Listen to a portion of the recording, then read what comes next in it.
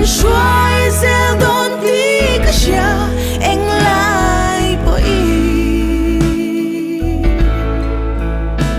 mi tuy phải chẳng ôm mà sẽ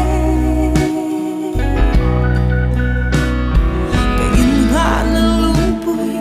Christian mình khá thấm lâu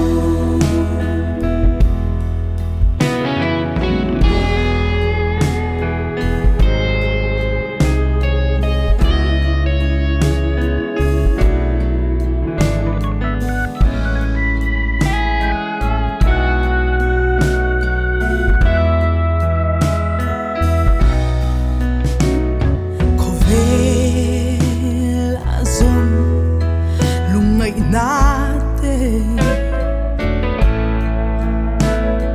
harsat na siyom na abang doon lâu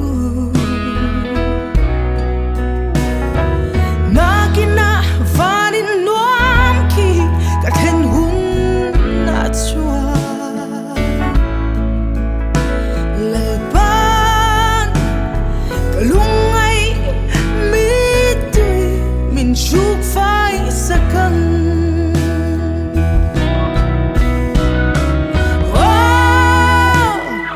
har sân tùy bụi phong mà sẽ tình in rùa lâu Christa ăn gật khát cho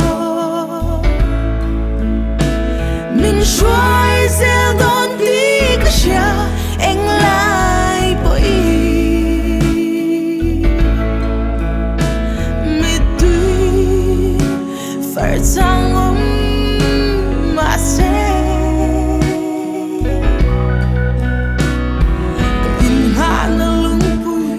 Christian mình khá thấm lâu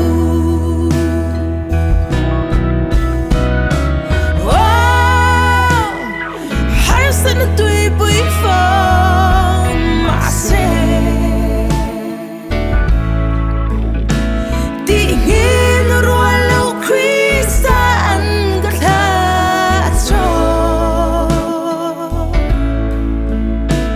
mình xoay gieo đón tí cả cha anh lại bởi mi tuy phải chẳng ôm mà sẽ